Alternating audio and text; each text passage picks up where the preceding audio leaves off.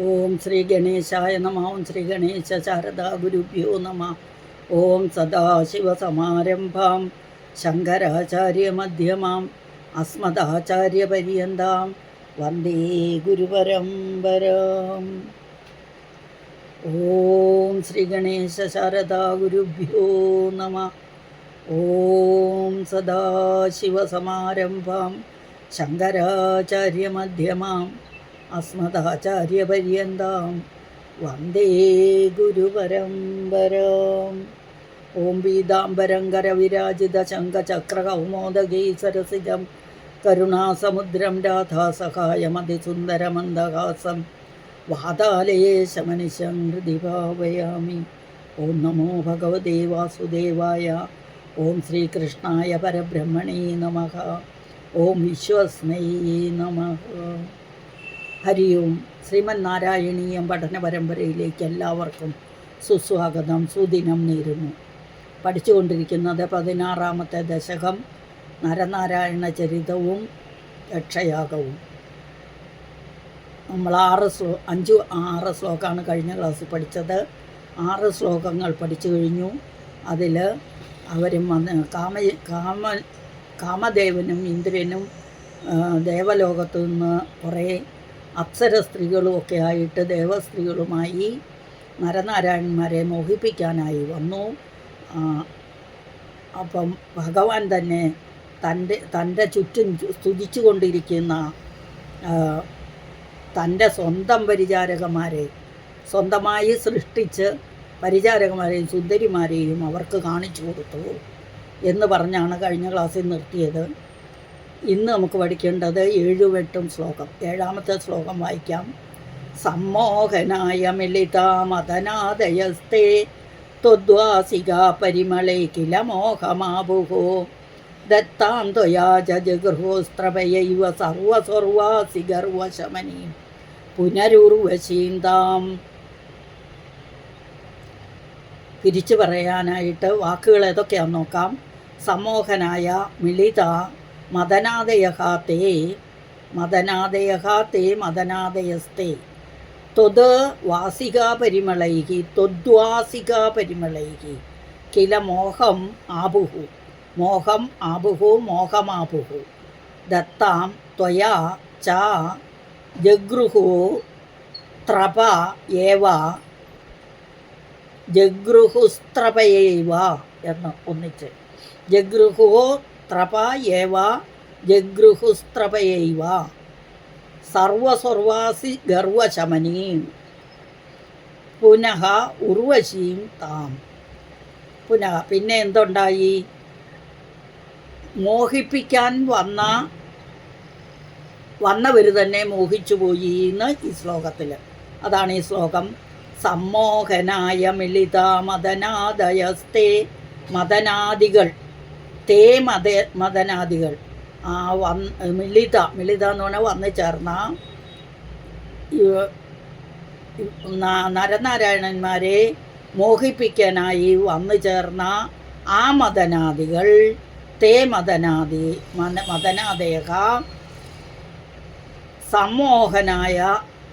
സമ്മോഹിച്ചു എന്ന് പറഞ്ഞാൽ മോഹിതരായി തീർന്നു. എങ്ങനെ? ത്വദ്വാസികാ പരിമളൈഹി, ആ ഭഗവാൻ തന്നെ ഊരുവിൽ തട്ടി സൃഷ്ടിച്ച തൻ്റെ പരിചാരകന്മാരെയും ഇവരെയും കണ്ടിട്ട്, ഉർവശിയെയും കണ്ടിട്ട് എന്തുണ്ടായി? അതായത് അവരുടെ പരിമളങ്ങൾ, ഭഗവാന്റെ തന്നെ പരിചാരകന്മാരുടെ ആ വിലാസങ്ങളെല്ലാം കണ്ടിട്ട് ആ വിലാസങ്ങളാൽ അവർ മോഹിച്ചുപോയി. മോഹം ആബുഹു പ്രാപിച്ചു, മോഹത്തെ പ്രാപിച്ചു. അത് കഴിഞ്ഞോ? ദത്താം ത്വയാച ജഗൃഹു ത്രപയൈവ സർവസ്വർവാസി ഗർവശമനീം പുനരുർവശീം താം. ആം ഉർവശിയെ, താം എന്ന് പറഞ്ഞാൽ അവളെ എന്ന് പറഞ്ഞാൽ ആ ഉർവശിയെ ദത്ത ത്വയ ഭഗവാനാൽ നൽകപ്പെട്ടു. ത്വയാ ദത്താം നൽകപ്പെട്ട, അങ്ങയാൽ നൽകപ്പെട്ട ആ ഉർവശിയെയും പരിചാരകന്മാരെയും ഒക്കെ കൊടുത്തു. നിങ്ങൾ സമ്മാനമായിട്ട് എടുത്തോ എന്ന് പറഞ്ഞിട്ട്. ജഗൃഹു ജഗൃഹു എന്ന് പറഞ്ഞാൽ സ്വീകരിച്ചു. എങ്ങനെയുള്ള അവരെങ്ങനെയാണ് സ്വീകരിച്ചത്? ത്രപയേവ, ത്രപ എന്ന് പറഞ്ഞാൽ ലജ്ജ, ലജ്ജ ഭയം എന്നൊക്കെ അർത്ഥമുണ്ട്. ഇവിടെ ലജ്ജയോടുകൂടി നാണം കെട്ട് ആ ഉർവശിയെ അവർ സ്വീകരിച്ചു. എങ്ങനെയുള്ള ഉർവശി? ഉർവശിയുടെ ഇതാണ് സർവാസി ഗർവശമനി, സ്വർഗവാസികളായ എല്ലാ സ്വർഗവാസികളെയും, സർവാസി എന്ന് പറഞ്ഞാൽ അപ്പം എല്ലാ ദേവതമാരെയും അല്ലെങ്കിൽ എല്ലാ സ്വർഗത്തിലെ സ്ത്രീകളെയും ദേവസ്ത്രീകളെയും അല്ലെങ്കിൽ ആ ദേവസ്ത്രീകളുടെ എല്ലാം ഗർവത്തെ ശമിപ്പിക്കത്തക്ക കഴിവോടുകൂടി ആ ഉർവശിയെ ലജ്ജയോടുകൂടി അവർ സ്വീകരിച്ചു എന്ന് സമ്മോഹനായ മിളിതാമദനാദയസ്തേ ത്വദ്വാസികാ പരിമളേ കില മോഹമാബുഹു ദത്താം ത്വയാ ജഗൃഹോത്രപയൈവ സർവാസിഗർവശമനീം പുനരുർവശീം താം.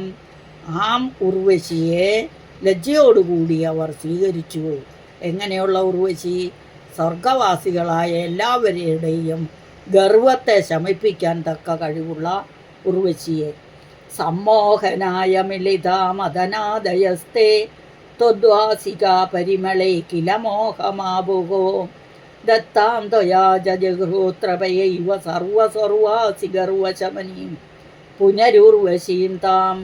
അങ്ങയെ മോഹിപ്പിക്കുവാനായി വന്നു ചേർന്ന മദനാദികൾ അങ്ങയുടെ പരിചാരികളുടെ ലീലാവിലാസങ്ങൾ കണ്ടിട്ട് മോഹിച്ചുപോയി. പിന്നീട് അവർ അങ്ങയാൽ ദാനം ചെയ്യപ്പെട്ടവളും സ്വർഗവാസികളായ എല്ലാ അപ്സര സുന്ദരികളെയും സുന്ദരികളുടെയും ഗർവിനെ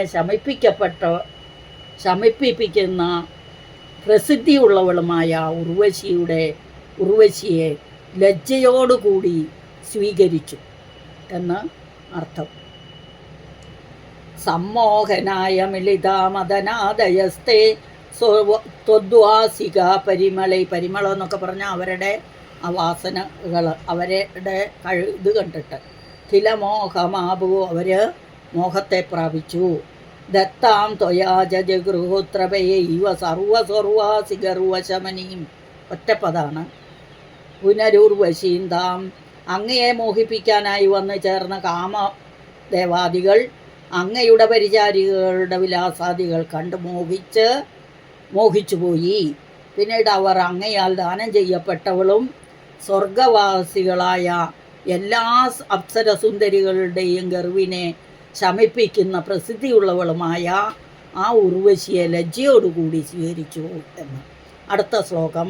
ദൃഷ്ടോർവശീം തവ കഥാം ച നിശമ്യ ചക്രഃ പര്യാകുലോ അജനിഭവൻ മഹിമാവമർഷാത് ഏവം പ്രശാന്തരമണീയതരാവതാരാത് ത്വത്തോധിയോ വരദ കൃഷ്ണധനുസ്ത്വമേവാം. ദൃഷ്ടോർവശീം, ദൃഷ്ട്വാ ഉർവശീം ദൃഷ്ടോർവശീം തവ കഥാം ച നിശമ്യ ശക്രഃ പര്യാകുലഃ അജനി ഭവത് മഹിമാവ അമർഷാത്, മഹിമാ അമർഷാത്. ഏവം പ്രശാന്തരമണീയതരാവതാരാത് ത്വത് അധികോ വരദ കൃഷ്ണതനുഃ ത്വമേവ, ത്വം ഏവ കൃഷ്ണതനുസ്ത്വമേവ എന്ന്. അപ്പോൾ ഇവിടെ ദൃഷ്ടോർവശീം ദൃഷ്ട്വാ ഉർവശീം ദൃഷ്ടോർവശീം പര്യാകുലോജനി ഭവത് മഹിമാവ അമർഷാത് ത്വത് അധികോ വരദ കൃഷ്ണതനുഃ, കൃഷ്ണതനു കൃഷ്ണമൂർത്തി, ത്വം ഏവ. ഇവിടെ എന്താ പറയുന്നത്? ഉർവശിയെ കണ്ടിട്ട് തവ കഥാം ച നിശമ്യ, അങ്ങയുടെ കഥകൾ കേട്ടിട്ടും ഉർവശിയെ കണ്ടിട്ടും ശക്രൻ ഇന്ദ്രൻ പര്യാകുലോജനി, പര്യാകുലനായി വ്യാകുലചിത്തനായി തീർന്നു. പര്യാകുലൻ എന്ന് പറഞ്ഞാൽ വ്യാകുലചിത്തനായി തീർന്നു.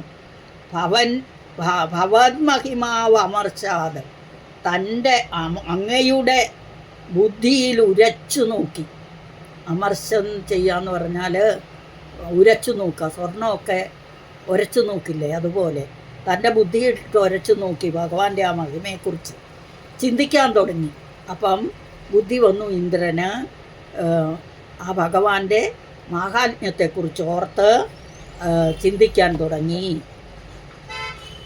ഏവം ഇപ്രകാരം പ്രശാന്തരമണീയ അവതാരാത്, ഈ അവതാരം പ്രശാന്തരമണീയം എന്ന് പറഞ്ഞാൽ ശാന്തമാണ് ഭഗവാൻ രൂപം അല്ലേ. ശാന്തനായിട്ട് രമണീയമായി നല്ല രമിക്കുന്നവനായി എടുത്തിരിക്കുന്ന എല്ലാ അവതാരങ്ങളിലും ഏറ്റവും മുകളിൽ നിൽക്കുന്ന അവതാരം അങ്ങയുടെ കൃഷ്ണാവതാരം തന്നെ എന്നാണ് ഇവിടെ പറഞ്ഞിരിക്കുന്നത്. ത്വത് അധികോ, എല്ലാത്തിനും മുകളിൽ, വരദ അല്ലയോ വരത്തെ ദാനം ചെയ്യുന്നവനെ, ഭക്തന്മാരോട് കരുണയുള്ളവനെ, കൃഷ്ണ തനു ത്വം ഏവ, കൃഷ്ണ തനു എന്ന് പറഞ്ഞാൽ കൃഷ്ണമൂർത്തി, എല്ലാ അവതാരങ്ങളിലും വെച്ച് ഉത്കൃഷ്ടമായ അവതാരം കൃഷ്ണാവതാരം തന്നെയാണെന്ന്. ത്വം ഏവ, അങ്ങ് തന്നെ, കൃഷ്ണ തനുഹു ത്വം ഏവ കൃഷ്ണതനുസ്ത്വമേവ. അപ്പോൾ ഇവിടെ ദൃഷ്ടോർവശീം അല്ലേ, ദൃഷ്ടോർവശീം തവ കഥഞ്ച കഥഞ്ച നിശമ്യ ശക്രഹ, നിശമ്യ പറഞ്ഞാൽ കേട്ടിട്ട്, ദുഷ്ടോ എന്ന് പറഞ്ഞാൽ കണ്ടിട്ട്, ഉർവശിയെ കാണുകയും അങ്ങയുടെ കഥകൾ കേൾക്കുകയും ചെയ്തിട്ട്, ശക്രഹ ചക്രൻ, ഇന്ദ്രൻ, ചക്രൻ എന്ന് പറഞ്ഞ ഇന്ദ്രൻ, പര്യാകുലേജനി പര്യാകുലനായി ഭവിച്ചു എന്ന് പറഞ്ഞാലോ ചിന്താവിഷ്ടനായി ചിന്തിക്കാൻ തുടങ്ങി. ഭവൻ മഹിമാവ് അമർശാത്, ഭവത് മഹിമ, അത് ത പ്ലസ് മാ വന്നപ്പോൾ അത് ഇന്മായായി മാറിയതാണ്, സന്ധി നെയ്മാണ്. ഭവൻ മഹിമ അവമർശാത്, അവമർശാത് എന്ന് പറഞ്ഞാൽ ഉരച്ചു നോക്കാൻ തുടങ്ങിയെന്ന്, ബുദ്ധിയെ ചിന്തിക്കാൻ തുടങ്ങിയെന്ന് അർത്ഥം. ഏവം ഇപ്രകാരം പ്രശാന്തരമണീയതര അവതാരാത് തത് അധിക വരദ, അതായത് ദേവേന്ദ്രൻ ഭഗവാനാൽ നൽകപ്പെട്ട ഉർവശിയെ കണ്ടും അങ്ങയുടെ വിചിത്ര ലീലാവിലാസങ്ങളെക്കുറിച്ച് കേട്ടും ഭഗവാൻ മാഹാത്മ്യത്തെപ്പറ്റി വീണ്ടും വീണ്ടും ചിന്തിച്ച് പരവശനായി തീർന്നു.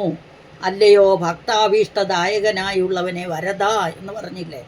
ഇപ്രകാരം ശാന്തവും രമണീയവും വിചിത്രങ്ങളുമായിരിക്കുന്ന അവതാരത്തോടു കൂടിയിരിക്കുന്ന അങ്ങയിൽ നിന്നും ഉന്നതനായുള്ളവൻ കൃഷ്ണമൂർത്തിയായിരിക്കുന്ന അങ്ങ് തന്നെയാവുന്നു. അപ്പം നരനാരായണന്മാരായിട്ടാണ് ഇവിടെ ഇരിക്കുന്നത്. അപ്പം എല്ലാ അവതാരങ്ങളിലും വെച്ച് ഏറ്റവും ഉത്കൃഷ്ടമായത് ഉന്നതനായിരിക്കുന്ന തനു എന്ന് പറഞ്ഞാൽ മൂർത്തി, ശരീരം എന്നൊക്കെ അർത്ഥം. അത് കൃഷ്ണാവതാരം തന്നെ, കൃഷ്ണമൂർത്തി തന്നെ എന്ന് പറയുന്നു.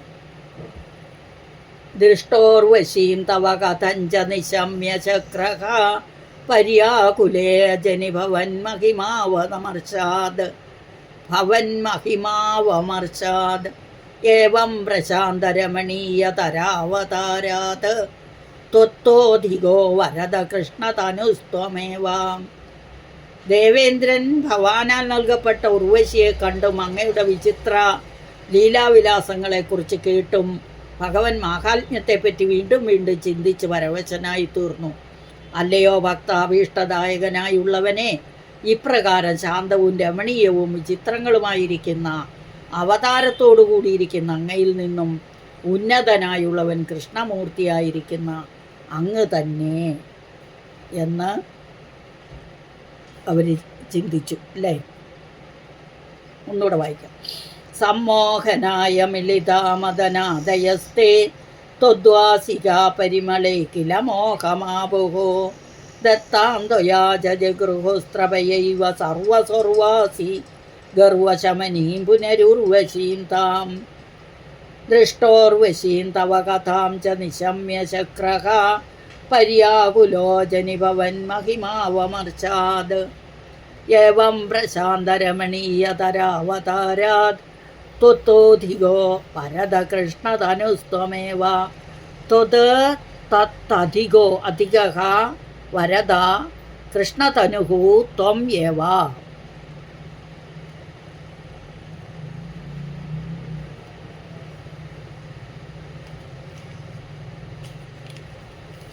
ഇതോടുകൂടി നമ്മുടെ ഇന്നത്തെ ക്ലാസ് അവസാനിച്ചു. അടുത്ത ക്ലാസ്സിൽ ഒരു ദക്ഷൻ്റെ കഥ 2 ശ്ലോകം കൂടിയുള്ളൂ.